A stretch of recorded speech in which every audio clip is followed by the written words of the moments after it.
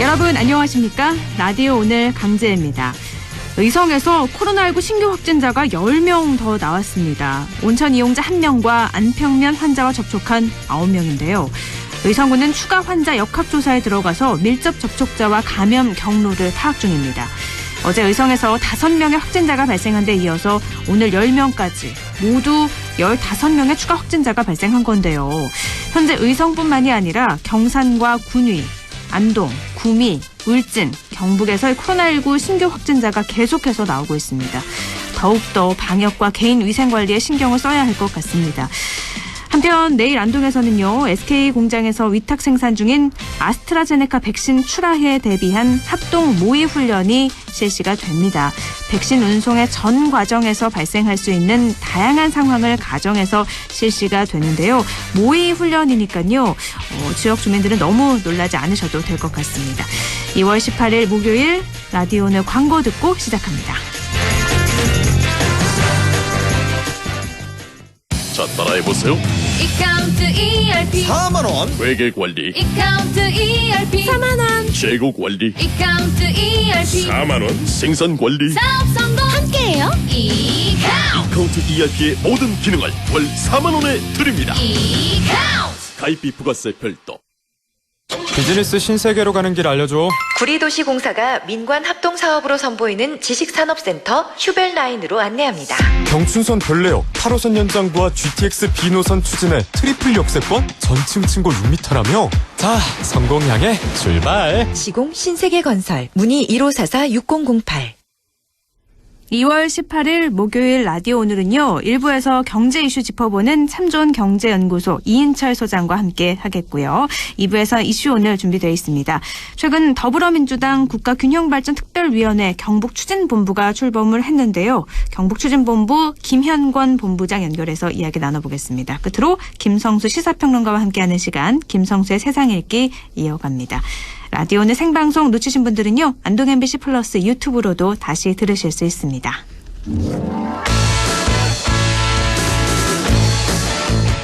이인철의 시사경제, 경제 이슈 짚어보도록 하겠습니다. 참 좋은 경제연구소 이인철 소장 연결합니다. 소장님 안녕하세요.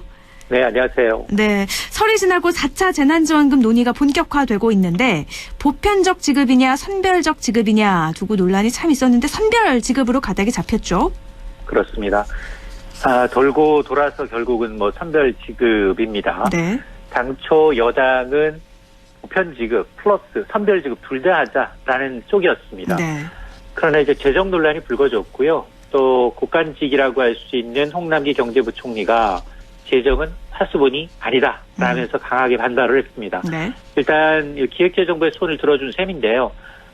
이런 논란 이면에는 사실은 전국민 재난지원금은 좀 추후로 미루고 정부의 어떤 강제 조치라고 할 수 있는 사회적 거리두기 강화로 피해를 본 업종을 중심으로 해서 좀 지원의 어떤 시급성 그리고 이제 코로나 확산세가 지속되는 상황에서 경기 부양을 위해서 전국민 재난지원금 지급은 당장은 좀 후순위로 좀 밀리는 듯한 모양새를 보이고 있는데요. 네. 어쨌든 앞으로 며칠에 더 추경을 더 편성할지도 모르는 상황이기 때문에 기획재정부 입장에서는 이제 실탄을 좀 아껴야 되는 현실 등이 복합적으로 작용하는 것으로 보입니다. 그러니까 보편 지급이 경기 부양 쪽이라면 이번 4차 재난지원금은 피해 보상 차원의 이렇게 맞춤형 지원으로 보면 될까요? 그렇습니다. 일단 3차 이 대유행도 지금 복구를 위해서는 신속하게 지급을 해야 하는데, 네. 그런데 지금 4차 재난지원금과 관련해서 국회 논의를 거치고 또 재원이 3차 재난지원금보다도 더 많아지게 되면 이게 또 이 보편이냐 아니면 이제 이 선별적 지급이냐를 놓고 이제 여야뿐 아니라 이제 여론이 계속해서 찬반 양론화된다면 네. 이제 시행 시기는 점점 밀립니다. 그러다 보니까 이제 당정이 그리고 이제 대통령이 가능한 빨리 지급하는 쪽으로 선별적으로 이제 가닥을 잡은 것으로 보입니다. 네. 더불어민주당 이낙연 대표는 4차 재난지원금 논의를 위해서 열린 이 비공개 당정청 협의에서 실제로 싸우는 일이 벌어졌다 이렇게 밝히기도 했는데요. 그만큼 이견이 많다는 말일 것 같거든요. 그러면 4차 재난지원금 지원 대상과 규모는 어떻게 될까요? 그렇습니다. 지금 4차 재난지원금의 지원이 정말 선별 지원하되 더 두텁게 지원하겠다는 게 원칙입니다. 네. 따라서 3차 재난지원금보다는 좀 커질 수밖에 없는데요. 2차와 3차 기억하시겠습니다만 당시에 이제 소상공인 기준이 지급 대상 기준이 연매출 4억 원 이하이면서 지난해보다 매출이 줄어든 소상공인들한테 대해서 약 280만 명에 대해서 적게는 100만 원, 많게는 300만 원을 차등 지원했습니다. 네. 그런데 이번 4차 재난지원금만큼은 연매출 4억 원이 아니라 연매출 10억 원 이하의 소상공인도 지급하겠다는 겁니다. 자, 이렇게 이 기준만 완화된다 하더라도 지원 대상자는 100만 명 이상 더 늘어납니다. 그리고 지급하는 기준도 금액도 100만 원에서 300만 원이 상대적으로 이제 피해를 보신 분들에 대해서는 상대적으로 좀 적은 게 아니냐. 이런 얘기가 나오고 있기 때문에 좀 지원금을 좀 늘릴 수밖에 없는 상황인데요.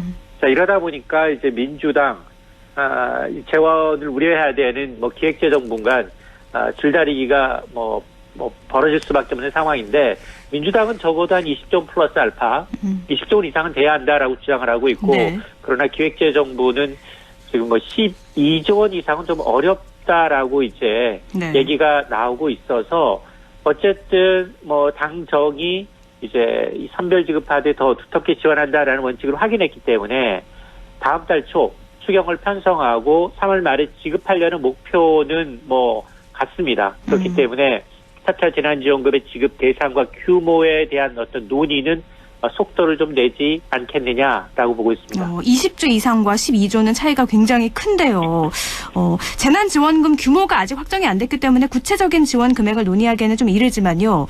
대상 기준을 연매출 4억 원에서 10억 원으로 높이는 게 3차 재난지원금과 가장 큰 차이인 것 같아요.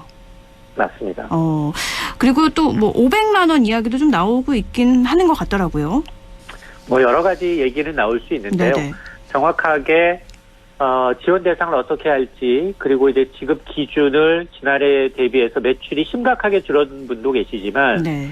그러나 이제 비대면에서 오히려 매출이 늘어난 부분도 분명히 있거든요. 네. 언택트에 이제 수혜를 보는 분들도 있기 때문에 이런 이 지급 규모와 대상에 대해서는 굉장히 이제 촘촘한 논의가 좀 필요한 상황입니다. 더 크게 피해를 보면 더 많이 지원해준다는 게 골자인 것 같은데 노점상이나 대리기사 분들까지 대상에 포함할 수 있다 이런 얘기도 들리는 것 같아요.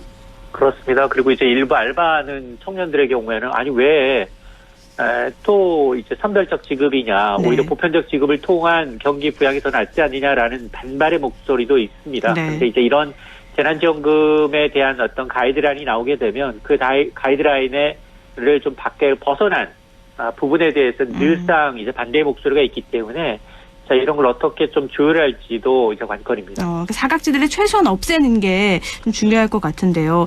직접적인 지원도 그렇지만 이 재난지원금 말고 대출 만기와 이자 상환 밀어주는 논의는 혹시 되고 있나요? 그렇습니다. 3차 재난지원금에서도 이제 이렇게 대출 만기와 소상공인들에 대한 이제 금융 지원은 이루어지고 있고요. 네. 다만 이제 대상자가 너무 많이 몰려서 이제 좀 이 정부가 예정했던 것만큼 빠른 속도로 이루어지고 있는지는 좀 지켜봐야 되겠지만 네. 앞으로도 이게 일회성 요인이 아니라 이게 방역과 관련돼 있고 그리고 이제 전 국민이 백신을 맞고 면역이 생긴 이후에나 이제 경기에 반영이 될 수 있는 부분이기 때문에 네. 이게 하루 이틀 만에 끝날 일이 아니어서 정부가 이제 금융뿐 아니라 세제 그리고 이제 재정적 지원까지 포함해서 포괄적인 방안을 지금 모색을 하고 있습니다. 그러니까 시기는 그러면 3월 말로 될 걸로 잘 이루어질까요? 일단 당정이 그 큰 그림에서는 일단 이게 추경을 필요로 하는 부분이 있기 때문에 국회 네네. 논의 과정이 반드시 필요합니다. 네. 그래서 이제 국회 논의 과정에 거치고 난 다음에 목표는 3월 말이기 때문에 지금 한 달 한 열흘가량 남아있는 네네. 상황이거든요. 그렇기 때문에 아마 당정이 이 부분에 대해서 만에 하나 지연된다면 이건 선별적 지원이나 보편적 지원이나의 논란을 떠나서 네. 이 타이밍을 실기하면 더 큰 이제 후폭풍이 있기 때문에 아마 당정이 이 부분은 굉장히 좀 이 심도 있게 좀 들여다볼 거로 보입니다. 기간을 맞추기 위해서. 그렇군요. 뭐 규모나 어떻게 되는 방법은 조금 나눠줄 수 있겠지만 3월 말은 최대한 맞춰줄 것이다. 알겠습니다. 또 국내에서 주식 투자하시는 분들 정말 많아졌잖아요. 그러면서 미국과 중시, 중국 증시 등 이렇게 해외 증시에 투자하는 서학개미들도 많이 늘었는데 뭐 하루 사이에 60%가 넘게 주가가 떨어졌다가 또 다시 폭등했다가 해서 서학개미들이 울고 웃고 계속 반복하고 있는 것 같아요. 그렇습니다. 지금 서학개미가 이제 국내 증시는 상한가 제도가 있습니다. 네. 한 종목에 대해서 하루에 최대 30%를 넘지 못하도록 되어 있는데 네. 미국 증시는 이 제한폭이 없습니다. 하나도 없는 그런데- 건가요? 네. 예? 하나도 없나요? 그렇습니다. 어. 제한폭이 없습니다. 네네. 그래서 만에 하나 오늘 주가가 100달러였다가 0제로가 될 수도 있습니다. 극단적인 사례로 보면. 네. 그래서 중국의 이 자율주행 드론 택시 업체로 유명한 이항이라는 업체가 있는데요. 이게 지금 나스닥에 상장돼 있습니다. 네네. 그런데 미국 공매도 투자자가 이제 부정적 보고서가 발단인데요. 이 종목은 가짜 계약으로 주가를 부풀렸다라는 의혹을 제기하니까 어제 그제였죠. 주가가 무려 62% 급락한 겁니다. 하루 만에요. 네. 하루 만에. 근데 밤 사이에 또 뉴욕 증시에서는 한 68%가 폭등을 했는데 왜 이런 주가 급등락이 오가고 있느냐. 이 보고서의 내용은 뭐냐. 이 회사가 지금 이 6,500만 달러짜리 대규모 계약을 맺었다라고 했는데 네. 고객사를 찾아가 봤더니 엉뚱한 곳이었고 또 이항 본사를 찾아가 봤더니 창고 같은 건물만 있지 생산 설비조차 없더라. 이게 생산, 제조, 매출, 사업 협력 모두 다 거짓말이다. 네. 이런 보고서 내용을 발표한 겁니다. 이러니까 이제 주가가 된소리를 맞은 거고 이런 보고서가 나왔던 게 지난 12일인데 당시만 하더라도 주가가 124달러였으니까 제자리 썼습니다. 네. 그러다가 이제 어제 68% 이제 반등했음에도 불구하고 70달러 선을 넘지 못하고 있거든요. 그러니까 지금 우리나라에서 이 종목에 투자한 게 지난 16일 기준 6천억 원이 넘습니다. 네.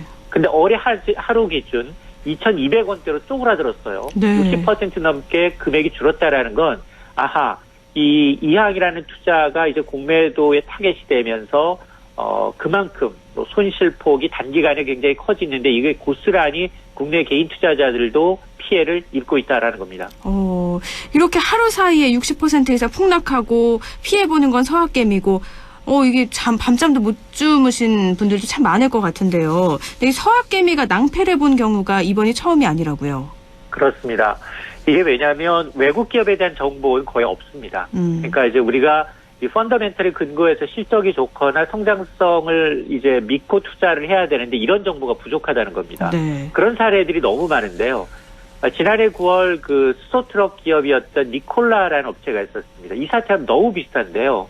당시에도 이 수소트럭을 생산하는 핵심 기술이 없다라는 이제 공매도 보고서 때문에 이 니콜라의 주가가 급등락을 거듭한 겁니다. 그리고 이제 중국한 스타벅스라고 불렀던 루이싱 커피 역시 지난해 매출 조작 논란이 일더니 상장 폐지가 됐고요. 네. 또 중국의 온오프라인 전문 교육기관인 이 하우웨이라인, 또 동영상 스트리밍 플랫폼 업체인 IT도 회계 부정 시비에 휘말리면서 개인 투자자들의 피해가 굉장히 컸습니다. 자, 이렇게 지금과 같이 유동성 장세에 사실 수익률이나 성장성, 혁신 기업이라고 하면 너나 할 것 없이 다 투자라는 이제 트렌드인데요. 그럼에도 불구하고 이 투자의 대가, 가치 투자의 대가 워런 버핏이 한 얘기가 있습니다. 자신의 아는 기업에만 투자해라. 그러니까 이제 성장성, 기술력, 기업에 대해서 꼼꼼히 좀 들여다보고 투자를 해야 되는데, 저 회사가 뭐 굉장히 성장성이 좋다더라, 누가 투자해서 돈을 벌었다더라, 상장한 후에 주가가 대박 났다더라, 이런 소식만을 믿고 투자했다가는 쪽박 찰 수도 있다는 얘기입니다. 유동성이 너무 크니까 정말 아는 기업에, 확실한 기업에 투자를 해라 이 말씀이신데 사실은 알죠. 그런데 잘 알기 힘드니까 얘기에 의존할 수밖에 없는 것도 있는데요. 그리고 또 우리나라보다는 변동폭이 크니까 그만큼 더 돈을 벌 수도 있겠다라는 욕심도 있고요. 서학개미들이 투자를 한다면 뭐 아는 기업에 투자해라. 그 외에 또 주의해야 할 점은 또 어떤 게 있을까요? 지난해에는 세계 증시가 다 올랐죠. 미국 증시 너무 많이 올라서 아마 어지간하면 이제 투자를 해서 이득을 봤을 텐데, 근데 여러 가지 이제 이 외국 증시, 외국 기업에 투자하는 것은 리스크 요인이 굉장히 큽니다. 네. 일단 시차는 기본이고요. 미국 증시는 한밤중에 시작을 합니다. 자정 무렵에 시작을 하기 때문에 밤을 새워야 되는 이제 물리적인 어려움도 있고, 또 하나는 외국 증시 투자는 원화로 투자하는 게 아니라 달러 기준입니다. 네. 그러니까 환율 변동이 굉장히 민감하다는 겁니다. 달러로 투자하기 때문에 테슬라, 애플 투자해서 주식에서는 수익이 났는데 환율이 강세라면, 원화가 강세라면 수익은 줄어들거나 마이너스로 반전될 수도 있습니다. 네. 두 번째는 이제 지금 해외로 눈을 돌리신 분들이 너무 많으니까 국내 증권사들 뭐 굉장히 여러 가지 마케팅을 하고 있습니다. 그럼에도 불구하고 수수료 세금을 잘 따져봐야 한다는 겁니다. 해외 증시에 투자해서 수익이 났다라고 하면 매매, 배당세, 양도소득세, 배당소득세 각각 내야 되는데요. 네. 해외 주식의 양도 차익에 대해서 특히나 미국 주식의 경우에는 연간 차익에 한 250만 원을 넘었다. 250만 원까지만 면세 혜택이 주어지고요. 네. 그 차익에 대해서는 초과 금액의 22%를 양도세로 납부를 해야 합니다. 그러니까 이런 여러 가지 상황을 좀 고려하고 투자를 하는 게 좋겠습니다. 이런 부분이 많이 알려지지 않은 게 사실이거든요. 저도 주식을 하지만 들어가면 해외 주식 계좌 만드세요. 이런 광고는 참 많이 뜨는데 이런 수수료나 여러 가지 것들을 안내를 안 해주셔서 혹시 이렇게 투자를 관심 있으신 청취자분들은 꼭 잘 알아보고 투자를 하셔야 될 것 같습니다. 네, 또 우리 국내 소식을 좀 넘어가 보면은요. 김범수 카카오 의장에 이어서 배달의 민족 창업자인 김봉진 의장이 재산 절반 이상인 5천여억 원을 기부하기로 했죠. 그렇습니다. 김범수 카카오 의장은 거의 5조 원대였죠. 네. 아마 국내 기업인으로서 뭐 역대 최대 규모가 아닐까 싶은데요. 네. 어쨌든 이 배달의 민족 창업주죠. 김봉진 이 우한 형제들 의장이 세계적인 기부 클럽이 있습니다. 더 기빙 플렉지에 221번째 기부자로 등록이 된 겁니다. 네. 이 더 기빙 플렉지는 굉장히 유명한데요. 워렌 버핏과 빌 게이츠 마이크로소프트 창업주가 함께 2010년에 설립한 자선단체입니다. 10억 달러, 우리 돈으로 1조이 넘는 자산을 보유한 기업이 대상이고요. 네. 재산의 절반 이상을 기부 서약하는 단체입니다. 현재 이 자선단체는 전 세계 24개국 218명이 참여를 하고 있는데요. 기부자는 한국인으로서는 첫 가입자고요. 네. 아시아 국가 가운데는 중국, 인도 등에서 7번째입니다. 근데 김 의장의 재산을 보면 김 의장도 사실 흑수저 출신입니다. 이 배달의 민족이 독일계 딜리버리 히어로를 매각하면서 받은 주식 가치를 포함해 한 1조 원대 자산가로 알려져 있는데 네. 이 가운데 절반이라고 했기 때문에 한 5천억 원이 넘는 돈을 기부하게 되는 셈입니다. 저는 김범수 카카오 의장이 기부를 해서 김봉진 의장도 평소에 뭐 뜻이 있으니 이번에 해야겠다라고 생각을 했는데 그게 아니라 예전부터 좀 오래 생각을 해왔던 것 같아요. 이 기빙 플래지에서 이런 분들의 경우에는 지금 그 다른 이제 금수저들의 경우에는 이제 아버지나 선대 회장들로부터 재산을 물려받지만 이분들의 경우에는 주식이 재산인 경우가 많거든요. 네. 다른 부동산이나 현금을 많이 갖고 있는 게 아니라 네네. 그럼에도 불구하고 이 수익이 생길 때마다 뭐 교육이라든가 사회 재난 사건이라든가 아니면 이제 아동이라든가 이런 문제에 대해서 이제 굉장히 알게 모르게 기부를 많이 합니다. 한국인으로는 처음으로 이렇게 가입이 됐고 세계에서도 219번째 기부자가 된 건데 기빙 플래지 서약서에 또 지금의 성공을 본인의 실력이 아니라 사회로 돌렸다고 하더라고요. 어려운 시기에 들린 따뜻한 소식으로 오늘 여기서 마무리 짓죠. 말씀 고맙습니다. 네, 고맙습니다. 네, 시사경제 참좋은경제연구소 이은철 소장이었고요. 잠시 후에 라디오 오늘 2부에서 또 뵙겠습니다.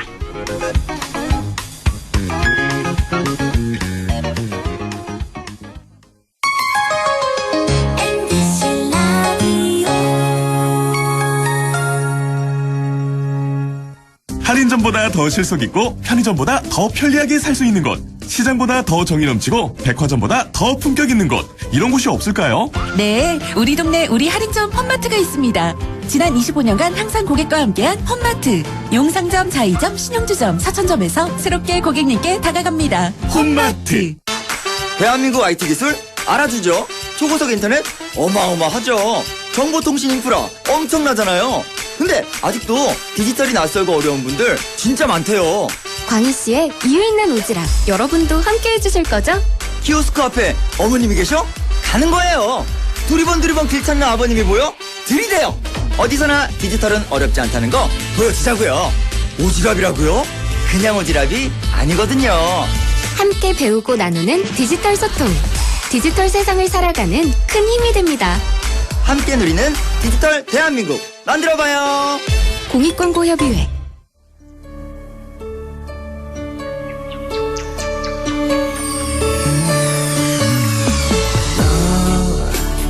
마음을 열어줘. 다가가 나 속삭이도록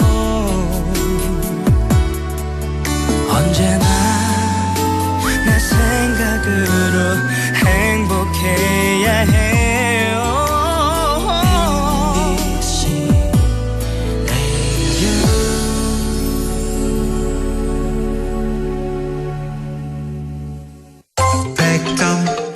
MBC 라디오.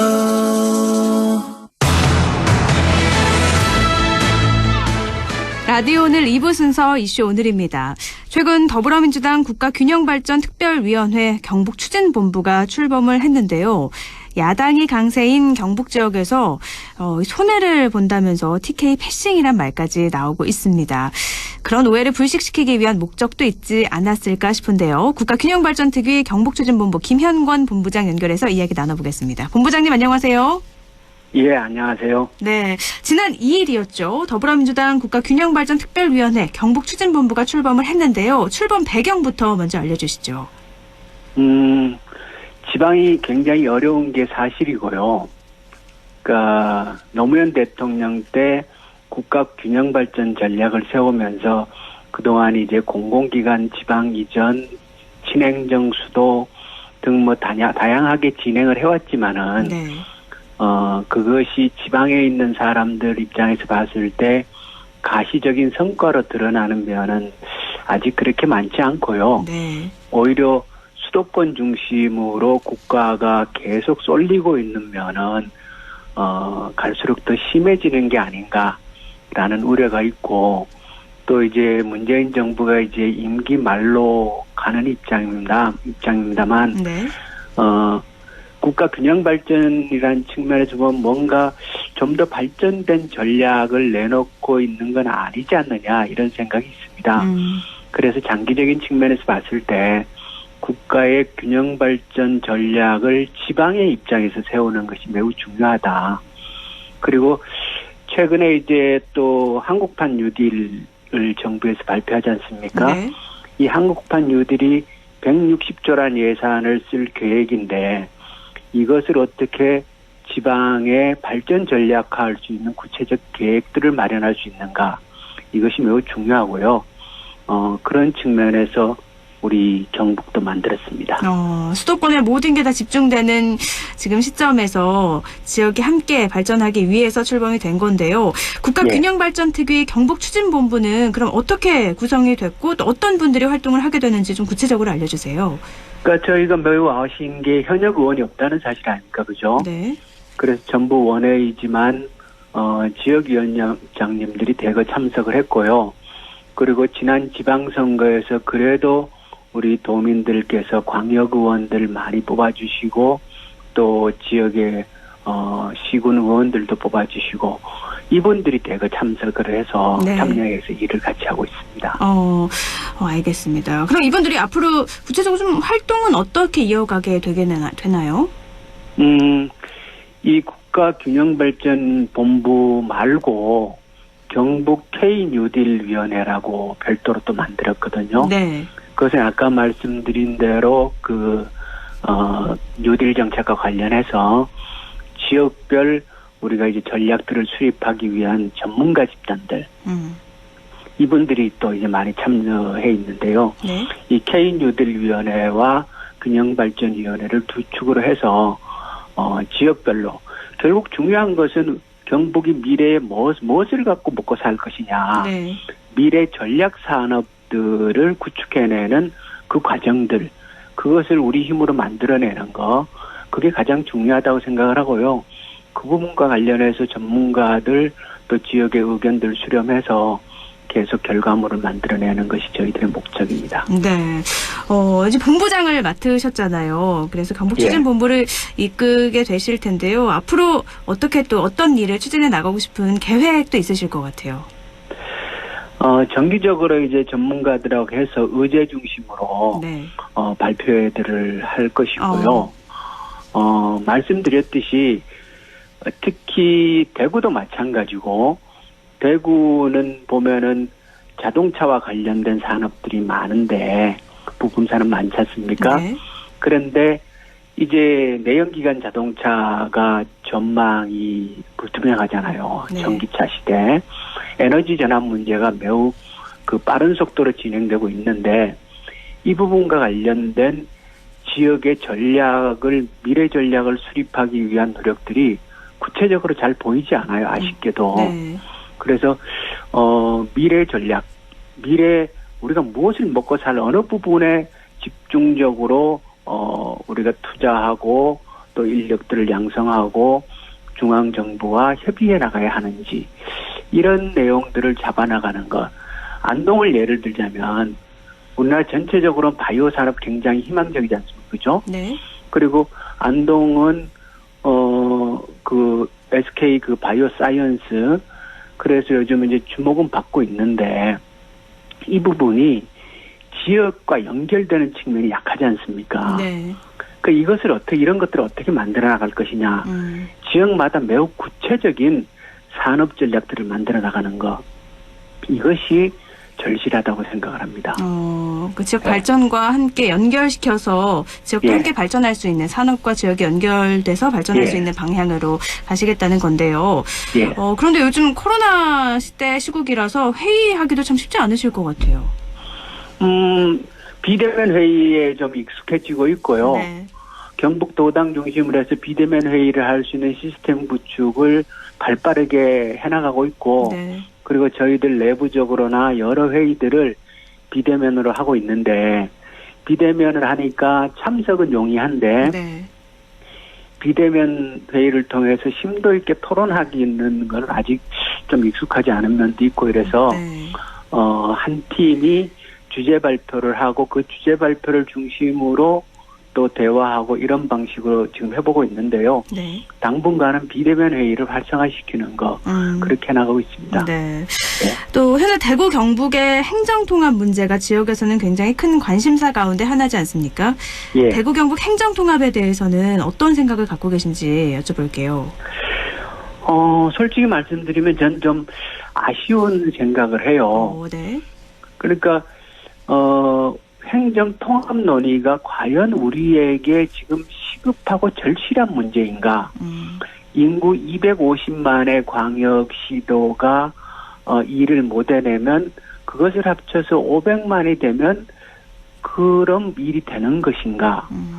합친다고 어떤 우리의 더 큰 장점이 생겨서 거기에서 성장의 요소를 이끌어낼 수 있는가? 이것이 그렇게 잘 설명 안 되거든요. 네.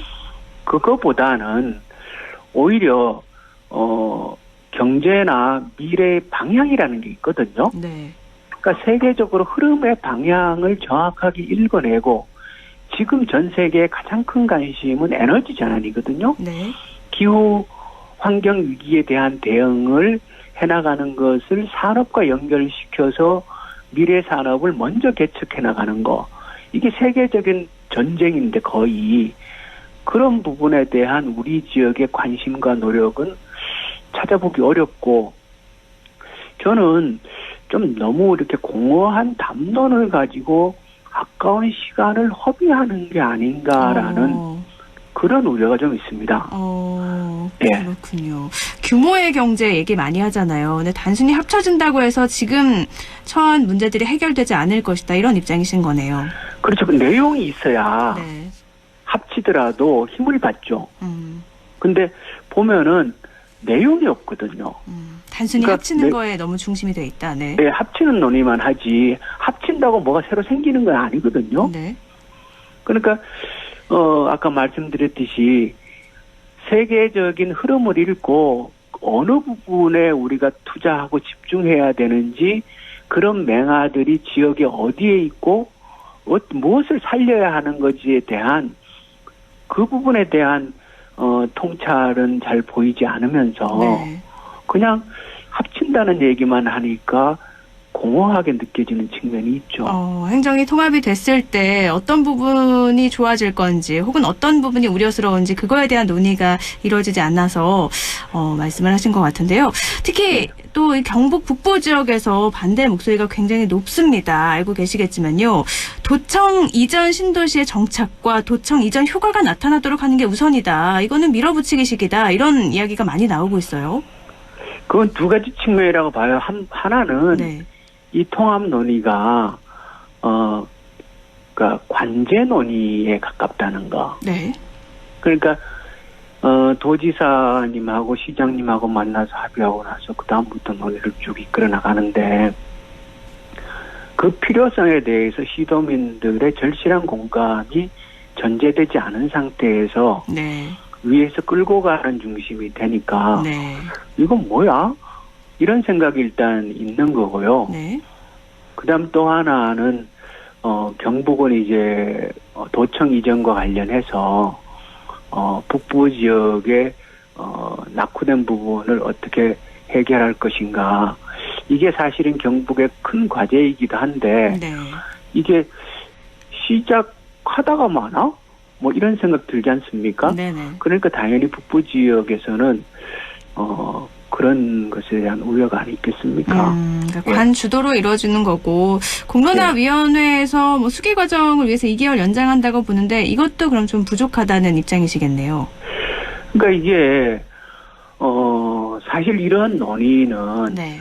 그러니까 밑으로부터 나름의 그 요구 필요성들이 전제되어야 되는데 네. 그게 별로 없었잖아요. 그렇기 때문에 이게 뭐 위에서 몇 달 어떤 과정을 좀 거친다고 해서 쉽게 해결될 문제는 저는 아니라고 봅니다. 네. 또 도청 신도시 발전에서 철도를 또 빼놓을 수가 없을 텐데 4차 네. 철도망 계획의 점촌과 신도청, 안동을 잇는 철도 건설에 많은 관심을 갖고 있는 분들이 계시거든요. 어떻게 좀 전망을 할 수 있을까요? 그러니까 지금 이제 안동에서 청량리 이음 KTX가 최근에 개통됐지 않습니까? 네. 이거를 저도 자주 타는데 확실히 철도 여건이 좋아지면 삶의 질이 나아지는 느낌이 있거든요. 네. 굉장히 편하지 않습니까? 네. 그리고 고속철이 완전히 개통돼서 일상적으로 활용할 수 있는 조건이 되면은 그 지역 전체적으로 환경이 개선되는 효과가 있어서 철도를 이렇게 완비하는 건 매우 중요하다고 생각을 하는데요. 제가 최근에 그 점촌, 도청, 안동을 연결하는 이 철도 계획망에 관해서 조금 알아봤는데, 네. 작년 그 철도연구원에서 지금 용역 중이거든요. 네. 그래서 중간 결과 발표를 했는데, 그 중간 결과 발표에는 이 계획이 들어있지 않습니다. 네. 아쉽게도. 네. 그렇기 때문에 이 계획을 4차 국가철도망 계획에 집어넣기 위해서는 지역의 정치권이 여야 할 거 없이 제대로 좀 역할을 해야 이게 가능한 게 아닌가 이런 염려를 하고 있습니다.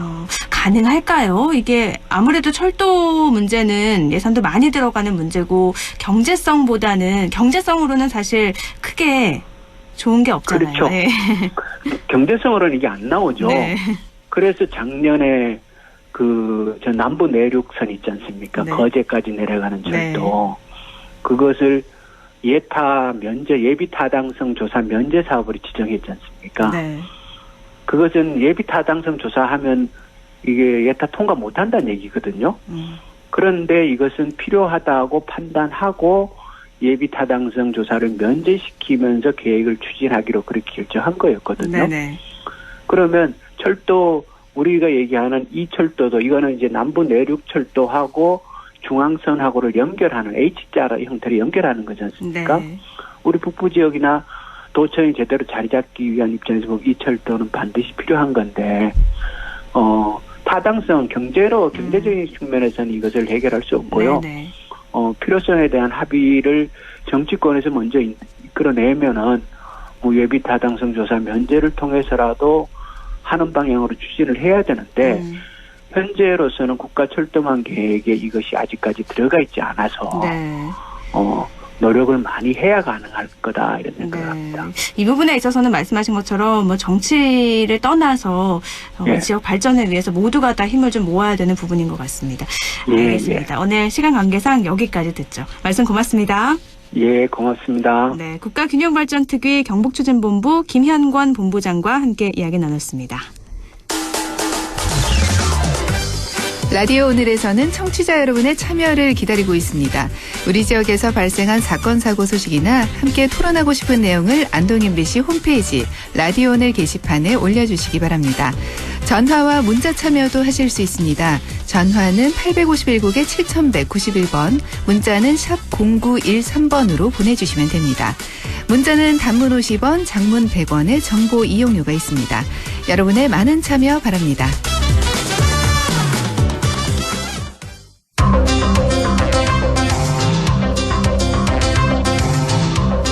김성수의 세상 읽기, 김성수 시사평론가와 함께합니다. 안녕하세요. 안녕하세요. 김성수입니다. 네. 그제 국회 국정원 보고가 있었는데 여기서 가장 큰 쟁점이 된 건 역시 이명박 정부 시절 국정원의 사찰이었습니다. 이명박 정부 시절 국가정보원이 정치인 등 1000여 명을 전방위적으로 사찰한 사실이 드러난 건데 피해자들이 사찰 정보 전면 공개를 요구했죠. 예, 오늘 11시에 네. 시민단체 내놔라 네파일 시민행동이 기자회견을 열었습니다. 네. 이 자리에는 사찰 피해자 중에서 대표격인 광노현 전 서울시 교육감, 또 김진애 열린민주당 서울시장 후보, 또 김윤덕 더불어민주당 의원, 또 환경운동연합의 김종원 활동가 등이 참여를 했는데요. 이 김종원 활동가는 공개 자료에 따르면 4대강 사업을 반대하는 이들을 반정부 좌편한 인사라 규정을 하고 네. 후원금 모금을 차단하고 비판 여론을 조성하는 등 국가 권력이 민간인을 대상으로 자행했다고는 믿기 힘든 수준의 실행이 있었다라고 주장을 했습니다. 네. 지금 이 기자회견은 사실 이 피해자들이 직접 호소를 한다는 측면에서 굉장히 관심을 가졌는데 기자들이 계속 국민의힘의 주장, 즉 부산 보궐선거를 겨냥한 정치공세 아니냐 이런 주장들에 대해서 질문을 했거든요. 네. 근데 이게 이제 2017년서부터 정보공개 청구 운동을 해서 계속 행정소송 엎치락뒤치락 하다가 겨우 재판에서 이겨서 이거를 볼 수 있게 된 거예요. 네. 그러면 3년, 4년 전서부터 이 재보선을 예상해서 정보공개 청구 운동을 했다는 거. 이게 맞는 말이 아니지 않습니까? 네. 예, 지금 곽노현 교육감 같은 경우는 만시지탄이다. 이건 너무 늦은 것이다. 실제로 국회 정보위에서 공식 제기를 한 게 3년 전인데 이제야 처음으로 이주야를 다룬다는 것은 국회가 민의를 다 담지 못한 것이다. 이런 얘기들까지 했고요. 앞으로 상황이 정말 점입가경으로 이어질 그런 예상입니다. 근데 또 문재인 정부의 국정원마저도 너무 소극적으로 정보 공개를 하고 있다고 꼬집기도 했다고요? 맞습니다. 문재인 정부는 촛불 시민들의 염원으로 탄생한 민주정부 아니겠어요? 네. 그러면 특히나 이제 국정원들이 이런 못된 짓을 하고 있을 때 그 부분에 대해서 과감하게 그 문제를 드러내고 또 책임을 져야 될 사람을 책임지게 하는 그런 조치들을 취했어야 되는 것이거든요. 네. 그런데 지금 그러지도 못했고 또 지금은 국정원이 내부 국내 자료들을 갖다 조사한다든가 수사를 한다거나 이런 권한들은 전부 다 도려내긴 했지만 그래도 지금 문건에 대해서 적극적으로 공개하고 과거의 잘못을 공식적으로 사과하고 이와 관련돼 있는 그런 관련자들은 국정원에서 이제 축출하는 그런 일들은 하지 않고 있거든요. 네. 지금 심지어는 진상규명 특별법을 만들어달라 이렇게 요청을 하고 있어요. 이게 박지원 국정원장이 국회 정보위에서 주장했던 얘기인데 네. 물론 법은 법대로 필요할 거라고 봅니다. 그렇지만 이 법이 제정된 다음에야 정보 공개를 한다는 것은 사실상 아무리 지금 정보를 인멸한다거나 이런 위험이 없다고 해도 네. 그 피해를 입은 사람들에게 예의가 아니다. 그래서 먼저 국정원이 전모를 밝혀야 된다 이렇게 주장을 했던 것입니다. 국민의힘에서는 계속 정치 공작이다라는 건데요. 그래서 이 DJ 정부 시절의 도청권도 공개해야 된다 이렇게도 주장을 하는 것 같아요. 예, 특히 오늘 국민의힘 부산시장 경선 후보인 박민식 전 의원이 국회에서 기자회견을 열고 김대중 정부 때 역대 국정원 사상 가장 조직적으로 불법 도청이 이루어졌다라고 주장하면서 네. 박지원 국정원장이 국정원의 비밀 자료를 취사 선택하고 이를 정치적으로 악용하려고 한다 이렇게 주장하는데 아까도 말씀드렸지만 이 사실관계를 정확히 모르시는 것 같아요. 박지원 국정원장이 선택해서 이걸 정치적으로 악용하려고 공개하는 게 아니라 법원의 명령입니다. 네. 박지원 국정원장은 아무 힘이 없어요. 법원이 특히 대법원이 이거를 결정을 했는데 이거를 항의를 하고 이렇게 됐다가는 그러면은 본인이 공직자로서 자기 의무를 다하지 못하는 것이 되는 것이죠. 그리고 지금 이제 본인이 당시 국정원이 수십억 원을 들여서 감청 장비를 활용해서 여야 정치인, 기업인, 언론인 등을 갖다 무차별로 도청했다고 주장을 하는데 네. 그때 당시에 2004년이었죠. 그때 당시에 임동원 신건 전 국정원장이 불법 도청을 방관한 혐의로 구속 기소가 됐을 때 네. 그때 사건 담당 주임 검사였어요. 본인이 그러면 수사 자료를 공개하면 됩니다. 그런데 지금 사실상 그때 당시에도 이 구속 기소가 됐다고 하지만 여러 가지 다툼의 여지들이 있었던 것이고 특히나 이제 DJ 그러니까 김대중 대통령 같은 경우는 이런 불법 도청에 대한 그 어떤 자료도 보고받은 적이 없어요. 대통령이 보고받지 않은 자료를 국정원 요원들이 자가 발전하듯이 했다고 해서 정부에 연관이 있는 게 아니잖아요. 그런데 지금 이 사안은 대통령이 직접 지시했다는 문건도 나왔고, 네. 그리고 대통령의 홍보기획관 또 정무수석이 이를 보고받았다라고 한 내용까지 다 들어있습니다. 네. 이거는 정권 차원에서 진행한 일이잖아요. 이거를 동시에 이렇게 놓는 것은 지금 더불어민주당에서 주장하듯이 본질을 흐린 물타기다 볼 수가 있겠죠. 대통령에게 보고가 됐고 안 됐고가 굉장히 중요한 부분인데 그걸 봤을 때는 다른 문제다라고 보시는 건데요. 이명박 정부의 국가정보원이 그러니까 정치인, 법조인, 언론인, 연예인 할 것 없이 1000여 명을 사찰했다는 게 핵심인데 사찰의 수준 또 문건의 내용이 더 충격적이라고요? 네, 그렇습니다. 여기 이제 내용들을 보면요. 네. 지금 민정수석실, 정치인 등 주요 인사 신상자료 관리 협조 요청이라고 하는 내용에 민정수석실 요청 사항이다라고 하는 게 들어가 있어요. 네.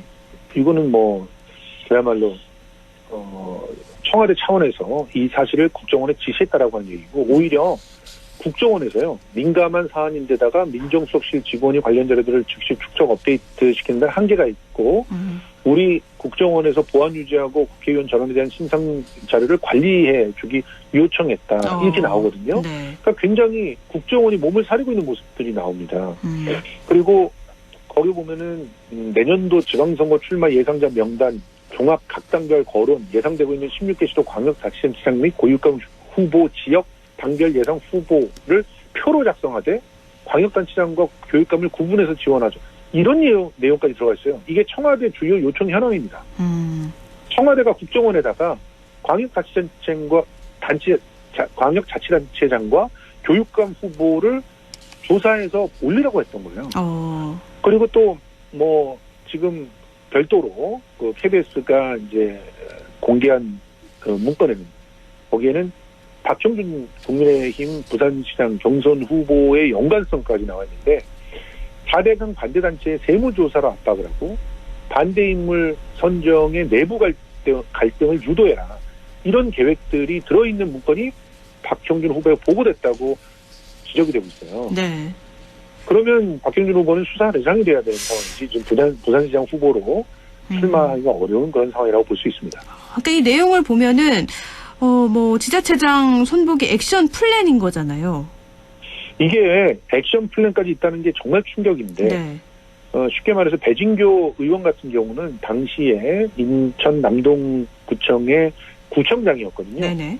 근데 이 구청장이 좌파 성향이라서 그래서 국익에 반하고 국정 기조를 역행하고 있어서 적극적으로 제어해야 된다 이렇게 얘기를 하고 있고요. 제어를 해야 되는데 제어해야 된다 이것도 문제인데 방법까지도 있죠. 예, 방법이 이제 실제로 조부금 가지고 네.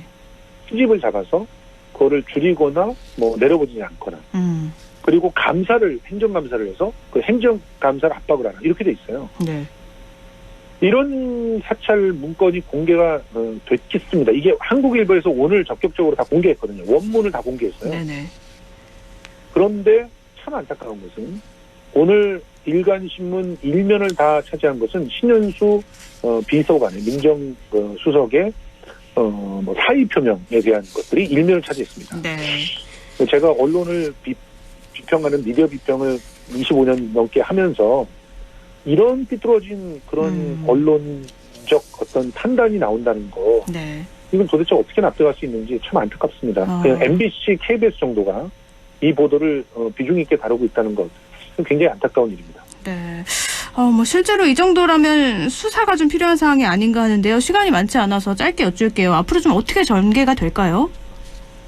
일단은 그 두 가지 방법으로 나가야 되는데 네. 수사를 진행하려고 하는데 수사를 진행하기 어려운 상황이에요. 검찰이 잘 움직이지 않을 테고 앞으로는 이런 수사를 검찰이 안 하게 되는 거죠. 네. 그러면 새로운 기관들이 완전히 들어선 다음에 수사를 할 수가 있다는 것이고 두 번째로 지금 이 내용들이 법을 통과를 해서 확실하게 잘못된 관행들을 투명하게 공개하고 또 거기에 대한 법적 대응들까지 명토바가 나 있으면은 그 법률적인 근거가 있기 때문에 더욱더 하기가 쉽거든요. 네. 그런데 그것을 국민의힘 측에서 통과시켜줄 리가 만무한 그런 상황이거든요.